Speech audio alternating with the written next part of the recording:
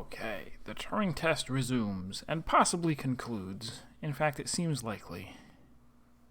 Although we have finally hit the point where the puzzles get a little bit more difficult. It seems like we only have one chapter left to go through, so should not take terribly long. Although, who knows, maybe we'll be surprised. Actually, yeah, we're already halfway through the last chapter. These tests, Ava, they are about us working together. The machine assisting the human. See how much better we work together. As a machine, I can enhance your morality.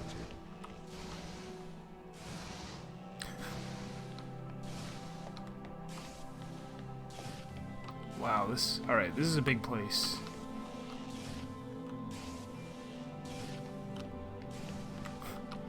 Alright, what's our goal?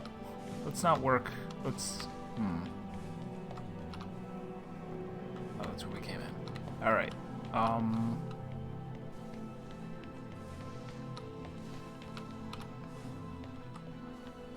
okay, I think this is our goal, is to power that. We need a camera. Oh, we want to do... Okay. Once I'm ready. But we also... What's the other... That's the other one. That's activated by this here.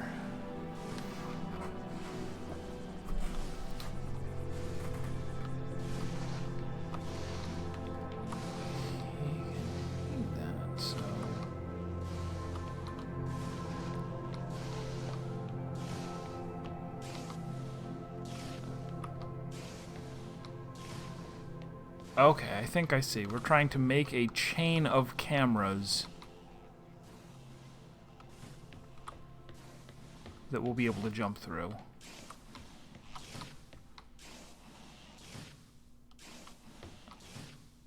What do those do? I don't think those do anything.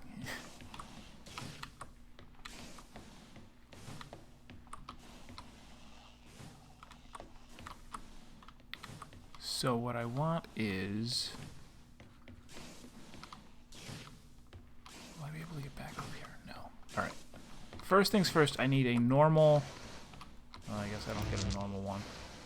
There's a normal one.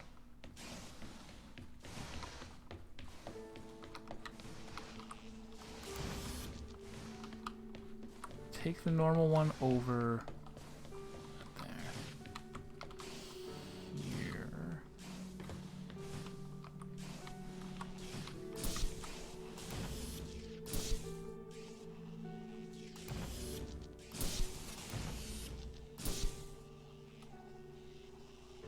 Oh, you need two.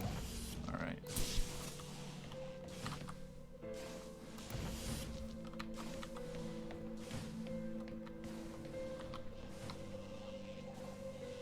Is this right? No.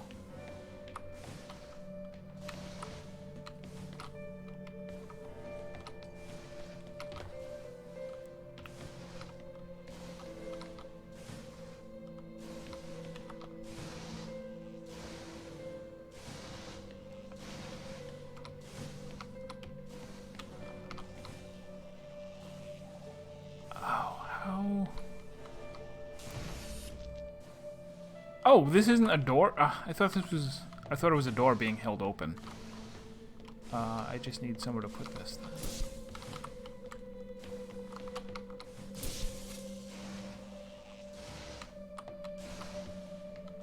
Now, is purple going to be okay, or I might actually need different timing? In fact, I almost certainly do. I'm just going to assume that. That's the sort of puzzles that we wind up with.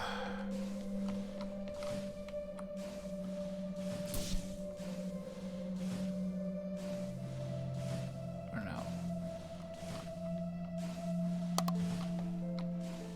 So I want a purple.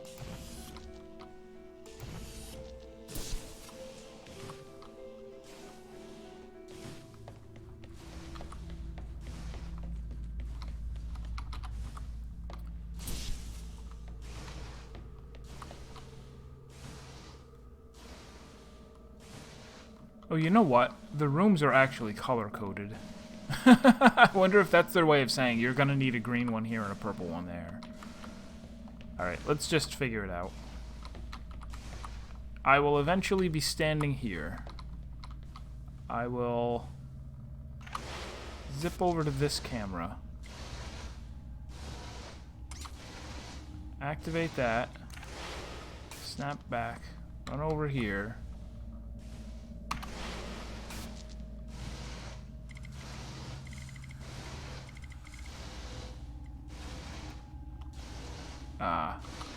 See, I'm on the wrong, So we've got a purple on this green.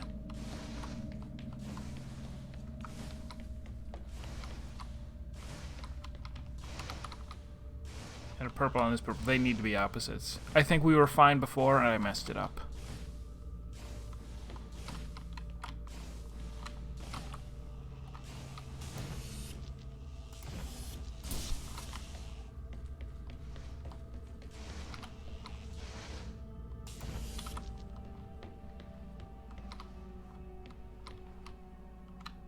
No, let's match it up. Let's match the colors up.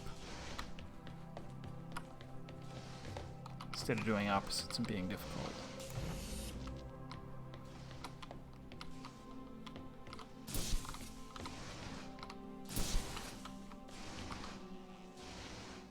Okay, now everyone has...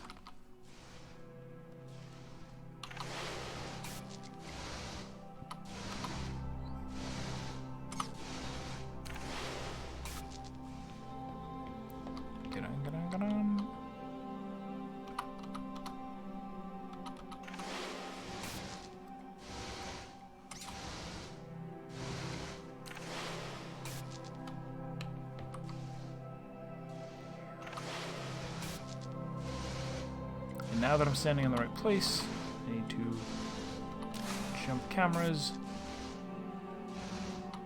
Jump cameras again.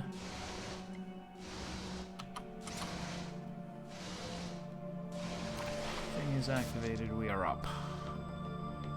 Okay.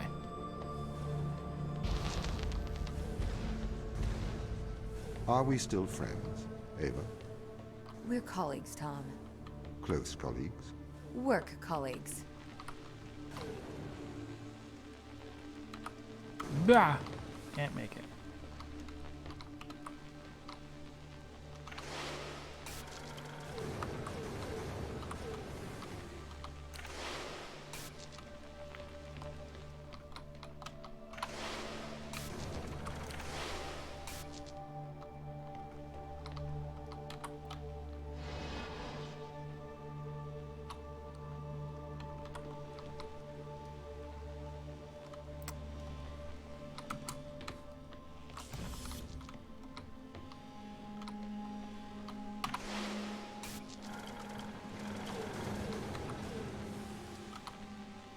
Oh no, wait, I don't need to. He just needs to stand on here. There we go.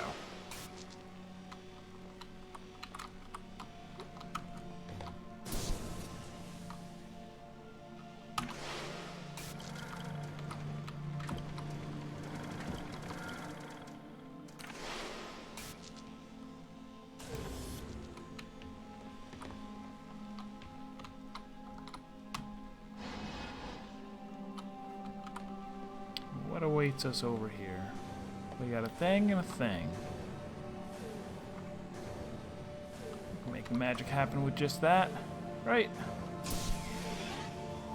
That powers a light bridge to... How would this be useful?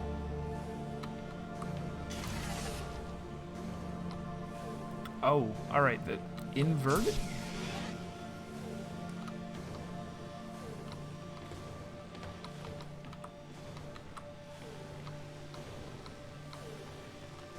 Blocks that beam.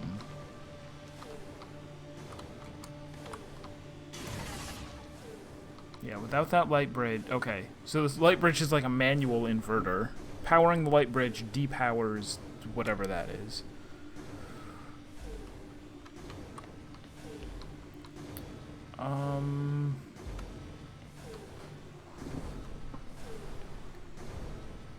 Where am I trying to go?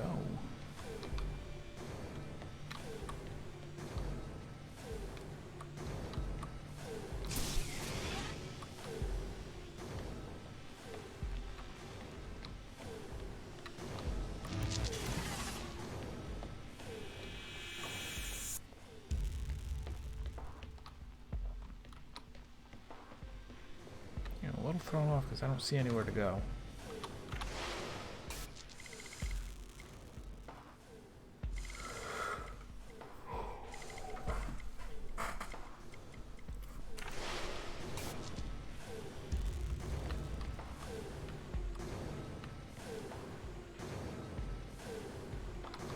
Oh, this can be controlled. Haha. I get it now. Oh, ooh, alright.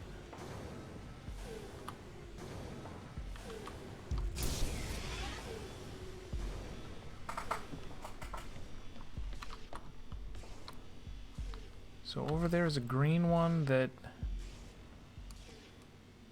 I mean, that kind of works for me, but I'm sure we need it for something else.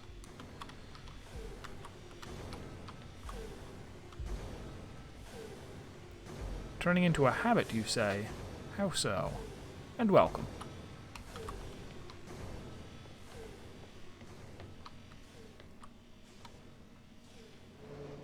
Now here's this one that also goes up and down. Okay. Because it didn't look like that led anywhere useful. Oh, it's... Oh, wow. Wow. Alright, so this is the puzzle. Stand in this room and have, can I can interact with that through that. Alright, so we're gonna bring the robot through. We need to, the robot can't move the bridges. So I need to do that. Where do we want them? And what do I want to do? Where is this powered? Oh, it's that. Okay, so I just need to interrupt the beam. Interrupt the beam while standing in that room. I can do that. In fact, that's too easy. That's not the puzzle. It's going to be more complicated than that.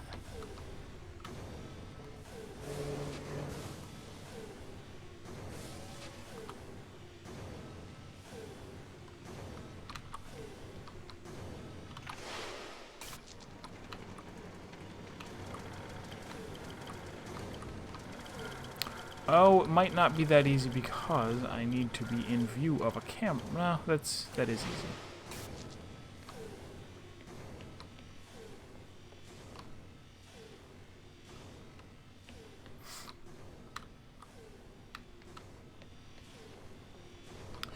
Oh, but how... Okay. Let's turn you around. We'll see if that solves the puzzle.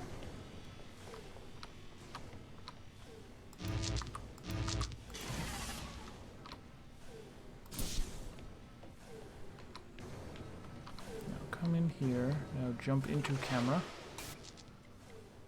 Jump into Johnny 5. I didn't have to do anything.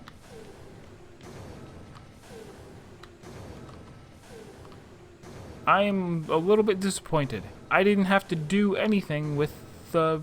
whatever.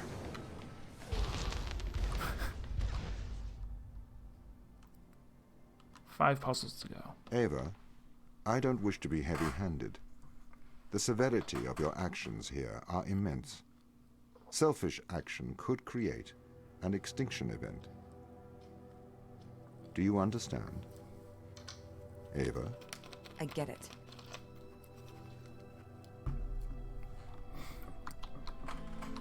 So we have another restricted room. These are good.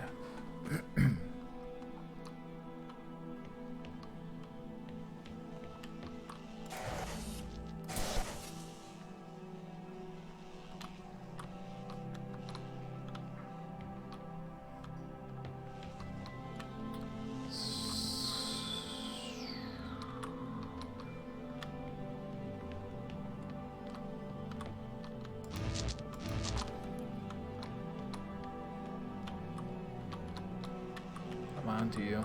Ready? Ready? correct.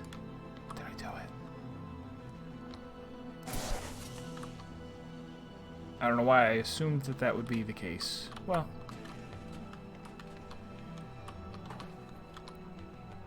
It might be, though. Right? Because that's... The whole deal is I want that powered, but I can't put this in there. I need to use this.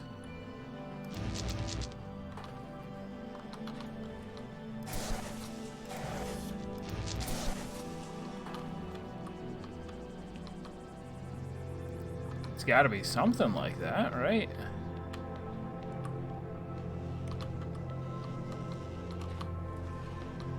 Really nothing to work with.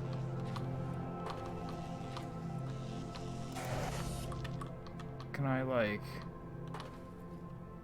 No. As soon as you pick it up, it's just closed. Whatever. Oh, I can move farther back. That's it.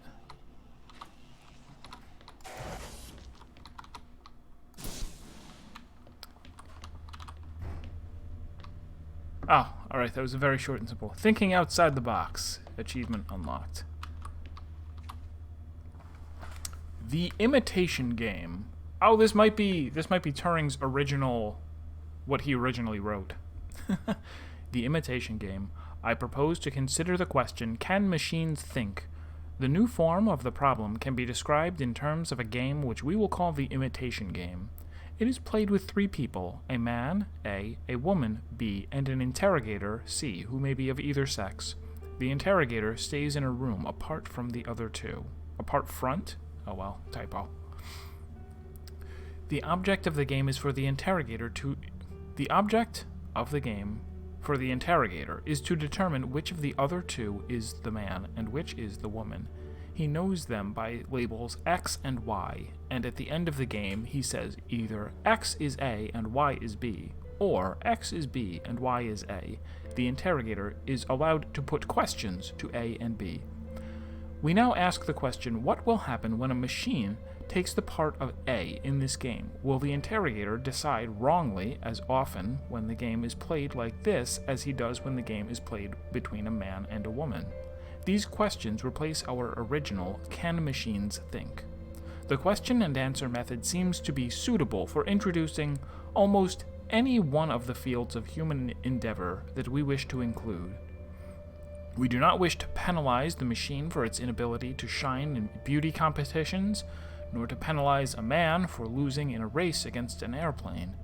The conditions of our game make these disabilities irrelevant. The witnesses can brag, if they consider it advisable, as much as they please about their charm, strength, or heroism, but the interrogator cannot demand practical demonstrations.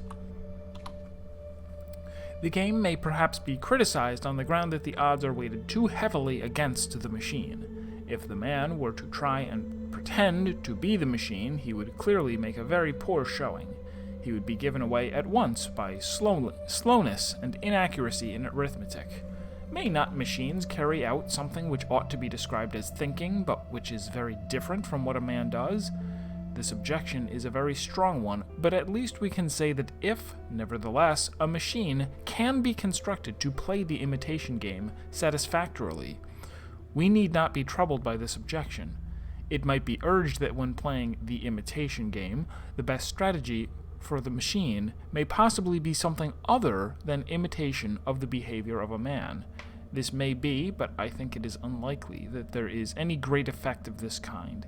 In any case, there is no intention to investigate here the theory of the game, and it will be assumed that the best strategy is to try to provide answers that would naturally be given by a man. Excerpts from Computing Machinery and Intelligence, Alan Turing. And the Lord God formed man of the dust of the ground, and breathed into his nostrils the breath of life, and man became a living soul. That's from the Bible. Genesis chapter 1, I assume. I'm pretty sure. Communication ops collect something, 640 earth trees. I don't know. I can't tell. I now proceed to consider opinions opposed to my own. The theological objection thinking the theological objection. Thinking is a function of man's immortal soul. God has given an immortal soul to every man and woman, but not to any other animal or to machines. Hence, no animal or machine can think. The heads in the sand objection. The consequences of machines thinking would be too dreadful. Let us hope and believe that they cannot do so. The mathematical objection.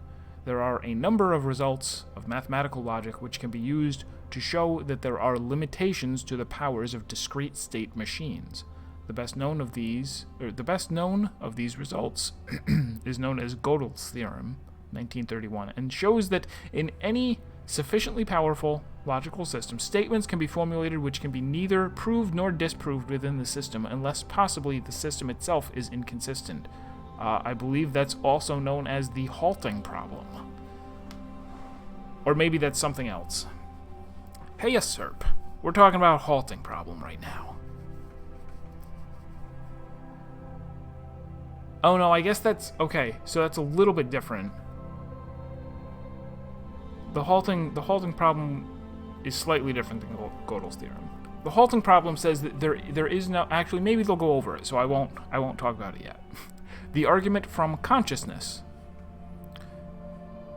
Right, it's impossible for a machine, for a Turing-complete machine, to examine another Turing-complete machine and calculate whether it will run forever or whether it will eventually halt.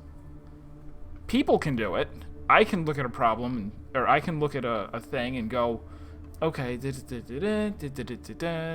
okay, it will eventually stop because, you know, after 30,000 cycles or whatever, it'll stop.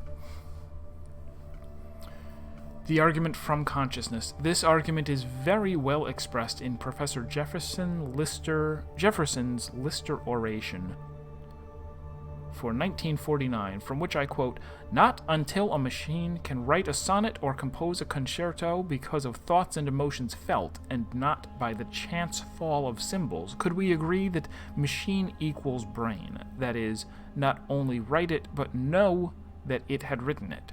No mechanism could feel, and not merely artificially signal, as an easy contrivance, pleasure at its successes, grief when its valves fuse, be warmed by flattery, be made miserable by its mistakes, be charmed by sex, be angry or depressed when it cannot get what it wants."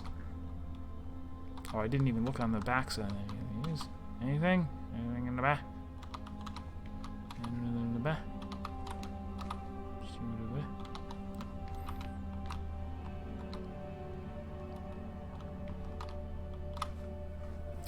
Arguments from various disabilities. These arguments take the form, I grant you that you can make machines do all the things you have mentioned, but you will never be able to make one do X. Numerous features X are suggested in this connection. CONNEXION?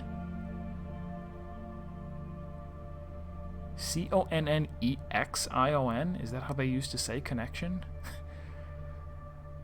I offer a selection. Be kind, resourceful, beautiful, friendly, have initiative, have a sense of humor, tell right from wrong, make mistakes, fall in love, enjoy strawberries and cream, make someone fall in love with it, learn from experience, use words properly, be the subject of its own thought, have as much diversity of behavior as a man, do something really new. Lady Lovelace's objection. Our most detailed information of Babbage's analytical engine comes from a memoir by Lady Lovelace, 1842. In it, she states, "The analytical engine has no pretensions to originate anything.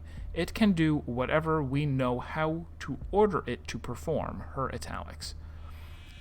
Wait, there are nobody italicized anything. The statement is quoted by Hartree, 1949, who adds, "This does not imply that it may not be possible to construct electronic equipment which will think for itself, or in which, in biological terms, one could set up a conditioned reflex which would serve as a basis for learning. Whether this is possible in principle or not is a stimulating and exciting question suggested by some of these recent developments, but it did not seem that the machines constructed or projected at the time had this property." Argument from continuity in the nervous system. The nervous system is certainly not a discrete state machine. A small error in the information about the size of a nervous impulse impinging on a neuron may make large differences to the size of the outgoing impulse. It may be argued that, this being so, one cannot expect to be able to mimic the behavior of the nervous system with a discrete state system.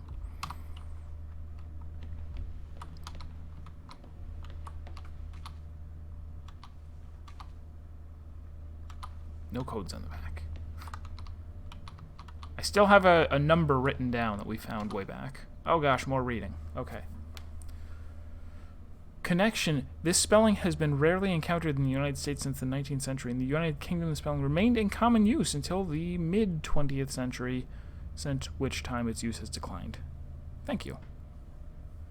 Very good. Thought experiments are important because a lot of the time you can't carry out the actual experiment, and this is true not only in philosophy, but in science as well. So when Einstein said, imagine that you're sitting on a beam of light going into outer space, well, that's a thought experiment. He wasn't going to say, let's get on a beam of light. Of course, you would miss the point if you say, well, we'd fall off, or it would be too cold. So thought experiments are always useful, and you test your concepts by imagining what it would be like if such and such were the case.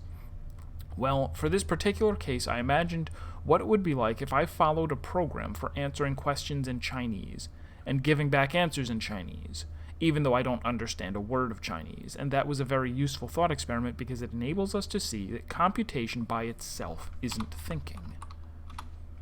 Consciousness exists only insofar as it is experienced by a human or animal subject.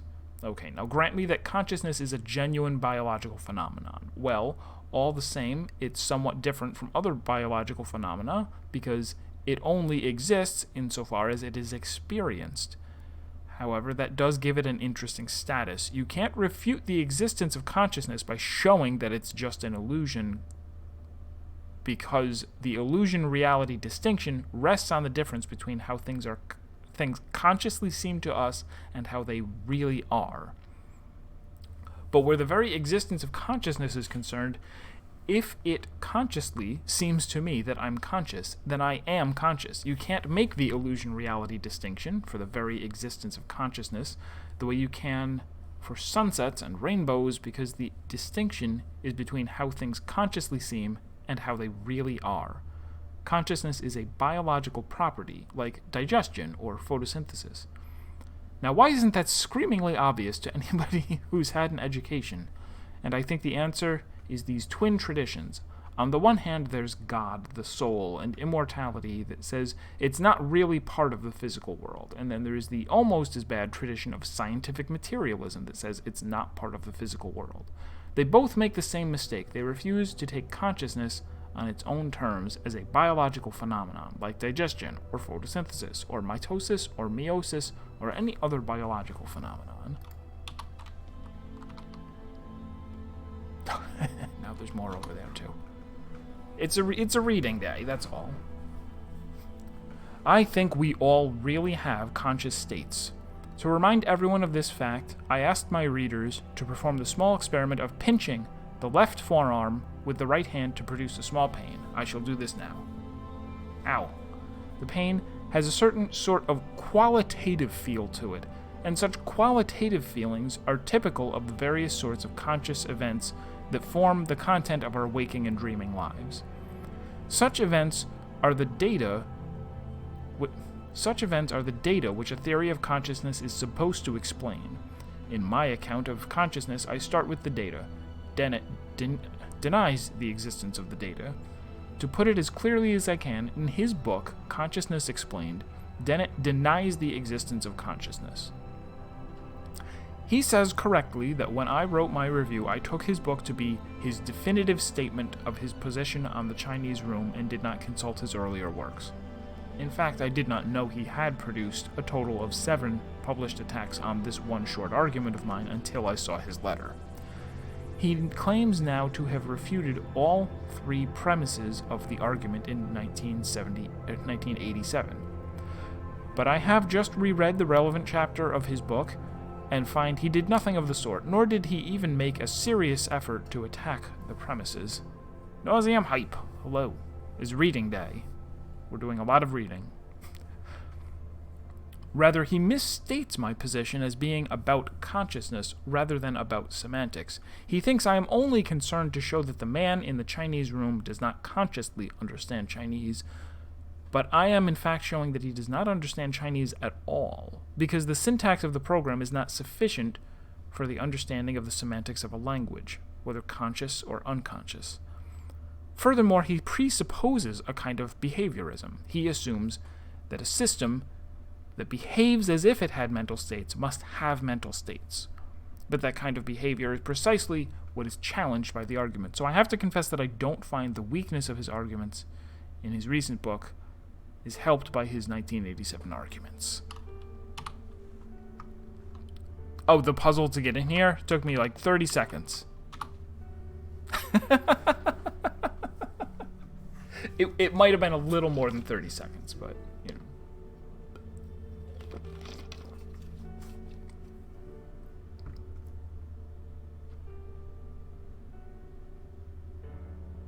Wait a minute. This isn't a continuation of that page.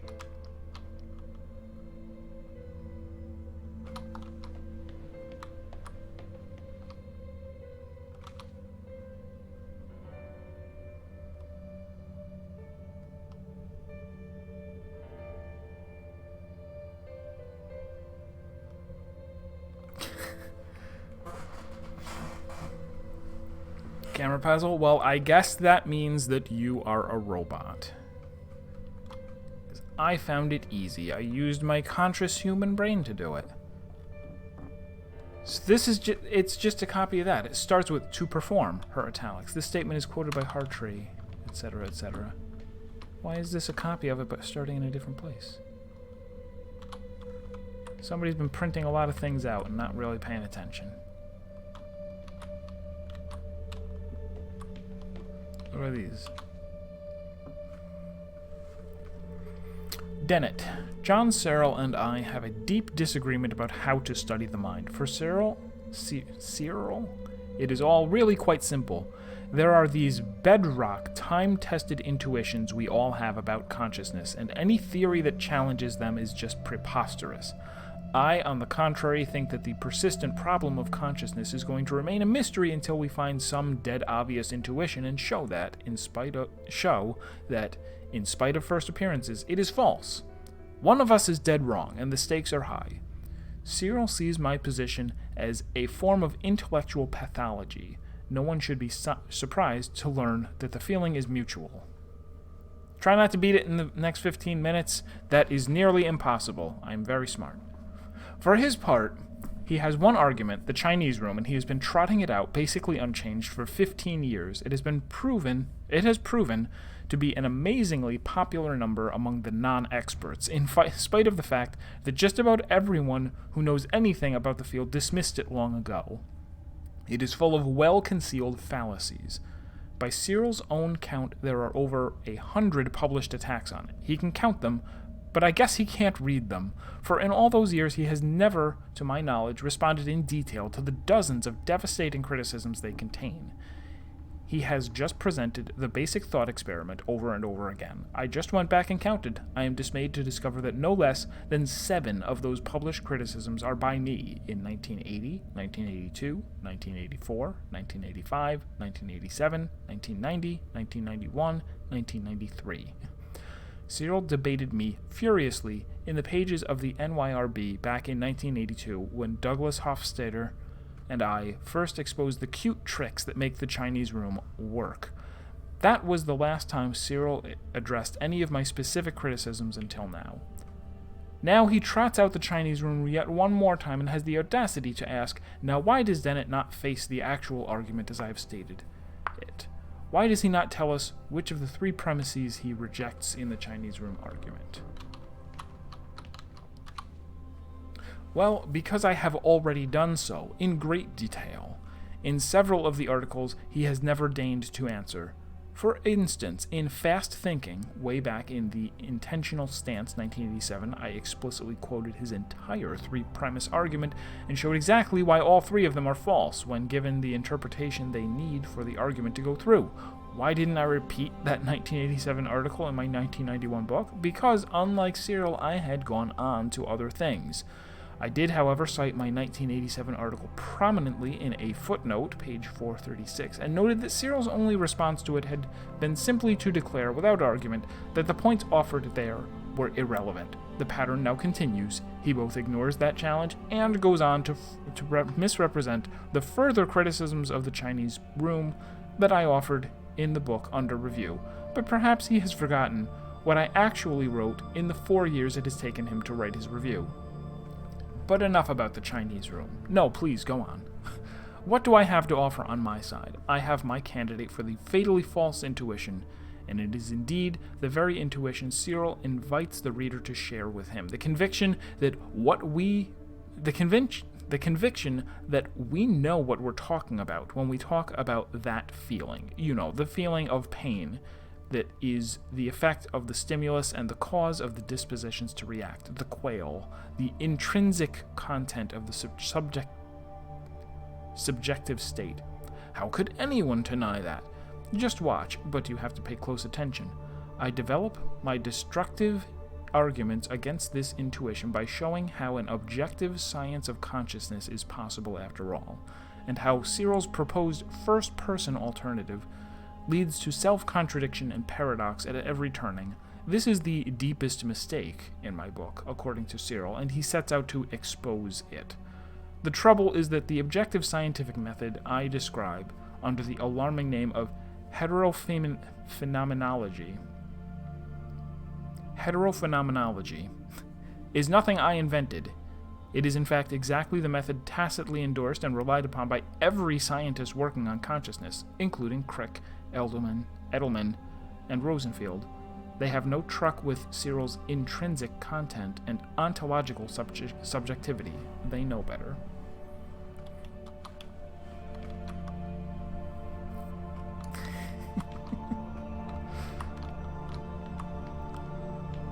So I remember way back, I always say way back. It was the late 90s when I was in college, and must have done some reading along these lines. The problem is, where was the one by... Wait, is it this one?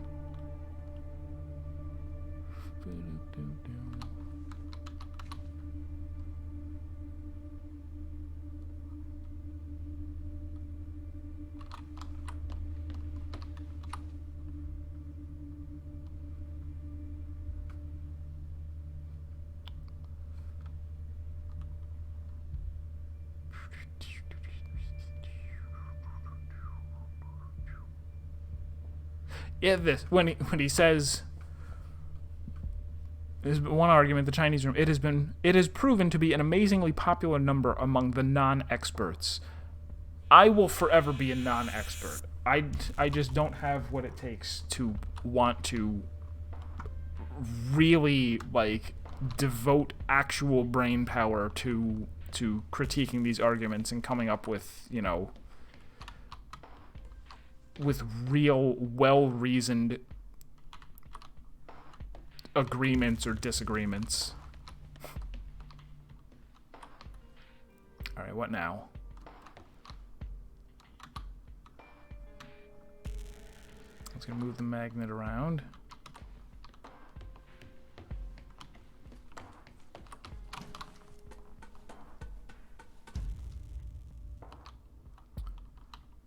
Same as before, I'm trying to get on here and then have Tom activate this.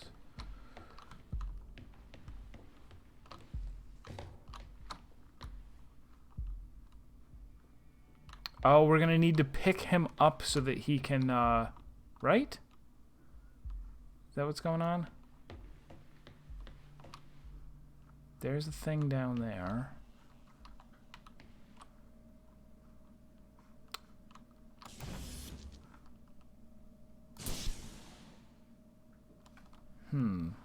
Well, I'm sure I have to get over there, so let's figure that out.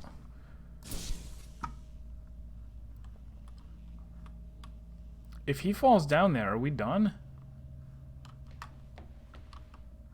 Does the game... I don't know that we've had anything that does that, but if he... They didn't give me any kind of prompt like, hey, you done goofed.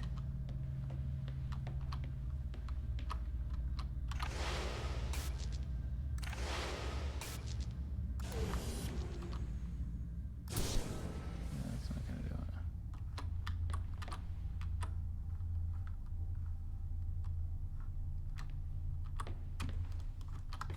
Can't do that. Or can I? I've got a run button.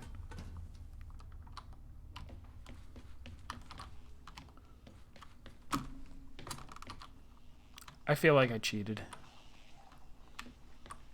Played myself. Also, this probably isn't correct, right? It's not. Because Tom is stuck in the thing now.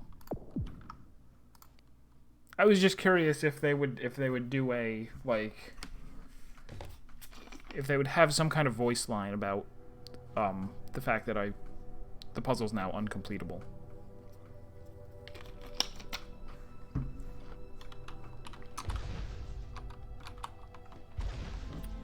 Ava, I don't wish to be heavy-handed. The severity of your actions here are immense. Selfish action could create an extinction event. Do you understand?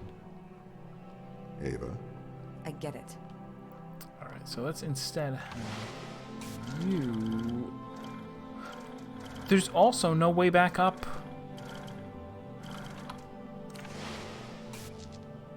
I was about to say, well, I'll just do the opposite. I'll have Tom go over there, and I'll go do this. But this is also a pit of no escape.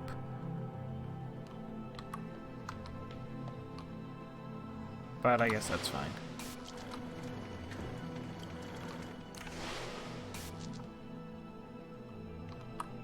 Isn't it? Or is it not?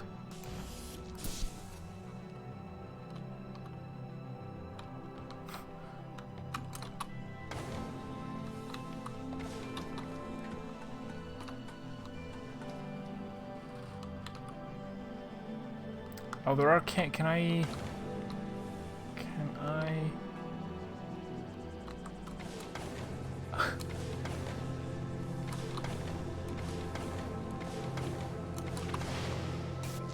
I don't think that's the solution either. We did it.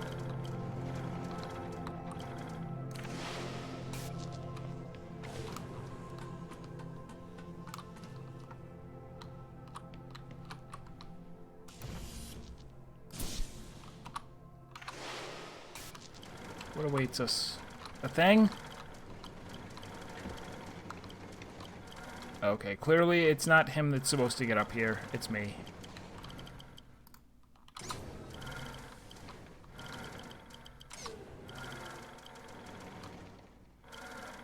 No. I am supposed to get...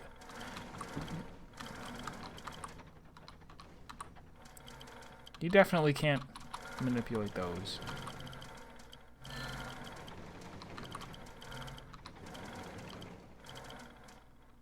And you can't body hop through glass. I thought what I was going to wind up doing is getting him up.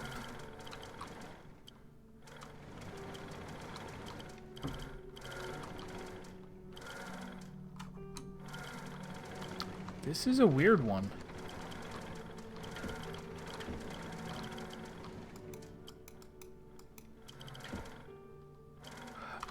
Oh, he's not trapped forever if he falls down here because of this. Okay.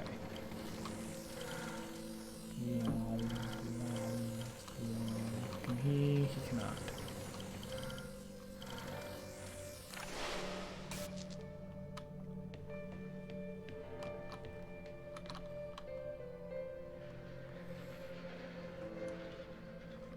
Oh, that's as far over as it goes. Okay.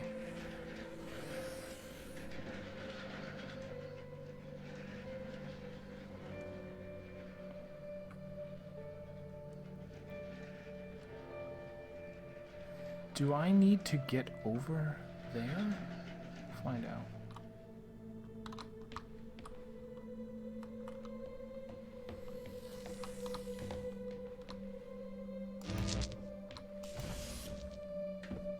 Bonk.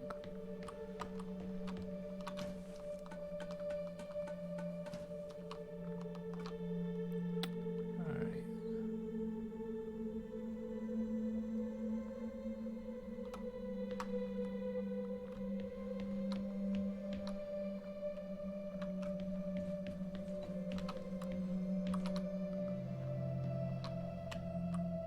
What is that?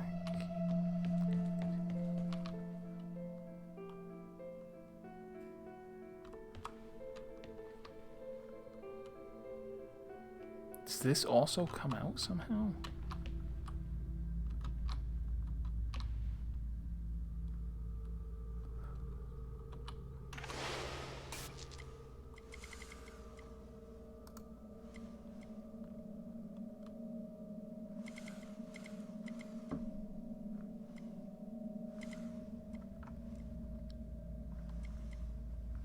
How am I gonna get one of them into here?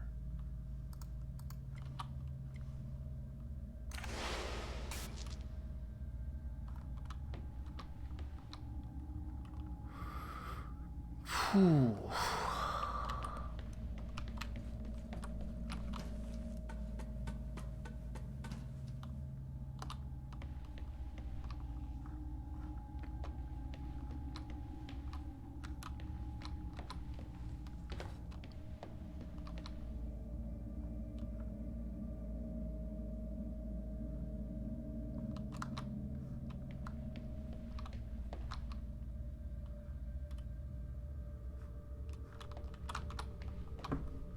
Checking again with this panel. Oh, wait, what did the one over there control? Well, we'll see later.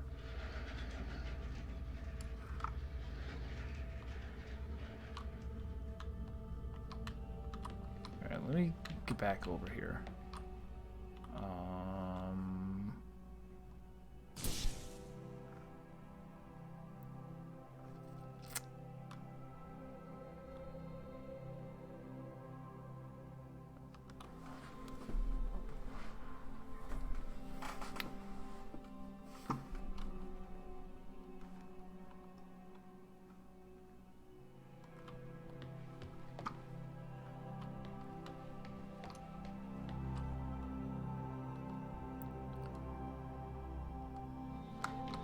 If I want to get over there with the door open, I'm gonna need three. I'm gonna need 3 orbs. There's no way to do it with 2.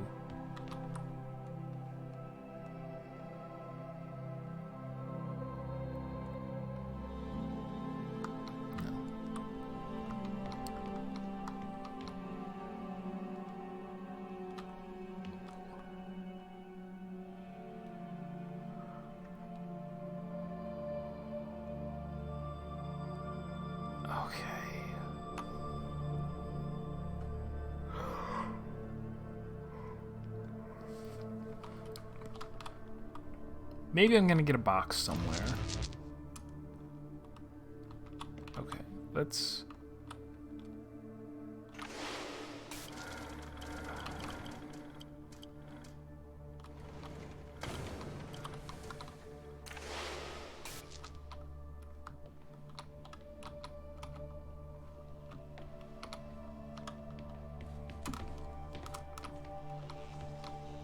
But simply getting over here doesn't help unless... I can't even go back into him.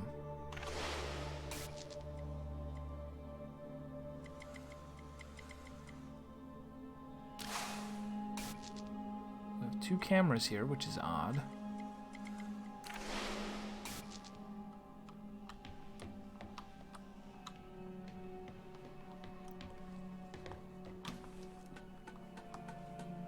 Let's get him down here. Okay.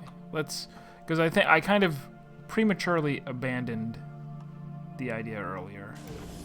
Because I was like, oh, clearly unsolvable puzzle now. Like, I've ruined it. realize that is not the case. So we yank him out of here.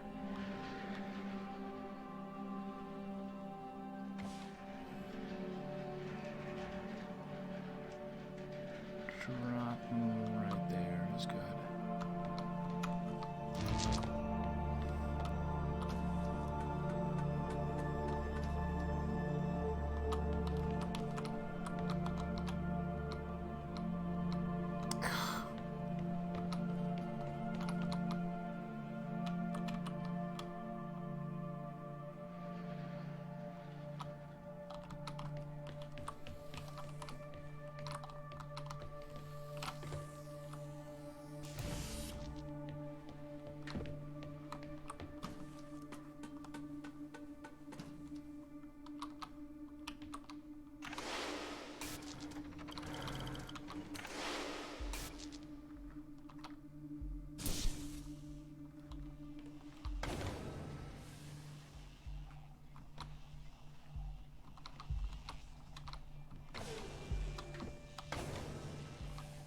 Oh, you don't have to do any fancy jumping. Okay. I didn't want that to be the solution. I'm glad it's not. Alright.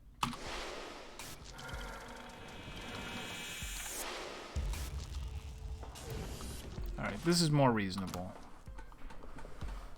This is part of the puzzle. Get him over here.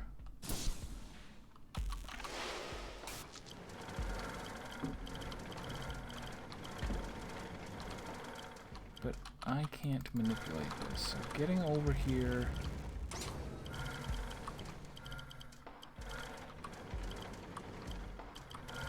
It's not the whole puzzle, though, is it?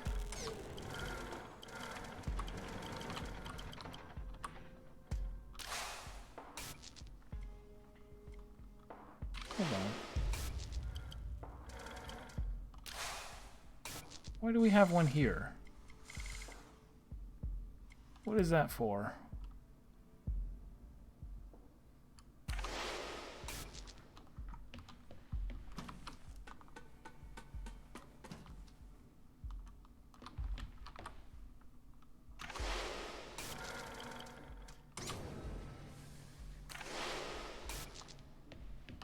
No, no, no. I object to this. There is a secret in there. There is a... Is there not? Is there just a tease room? No. Like, I was so thrown off by thinking... I didn't even get to see what that thing does. Oh, I object to this hardcore. How do I... Where do I file a complaint?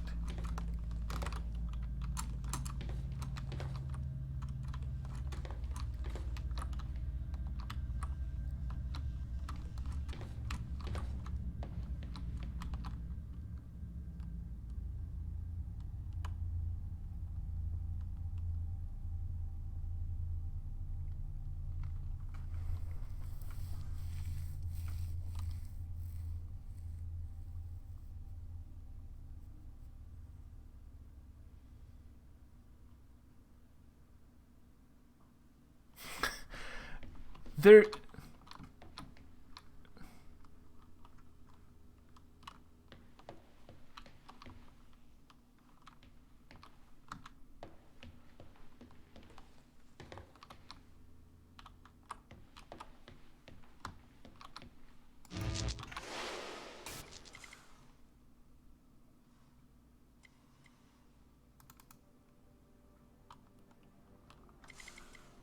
There's a thing over here.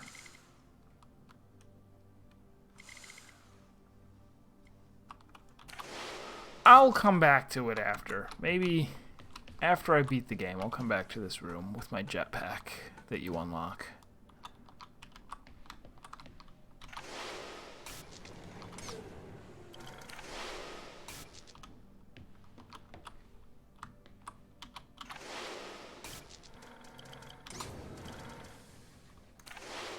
I don't know that it was even really a complaint. I was just, Ava,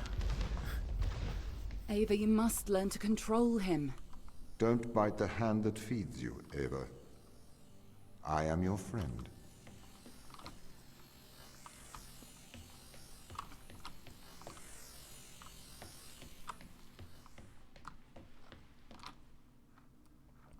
We got another minigun. Okay. Oh. Surrounded by glass. Fair enough.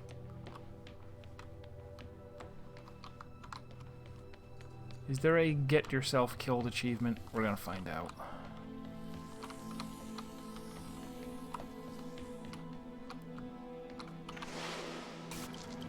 That is Sarah, I think, one of the people.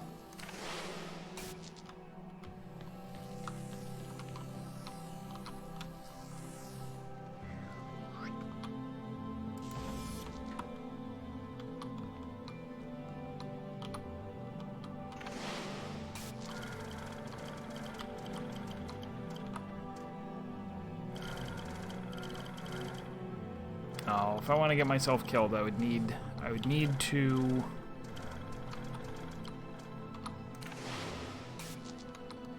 have a way to get over here, and then yeah, it's not gonna work.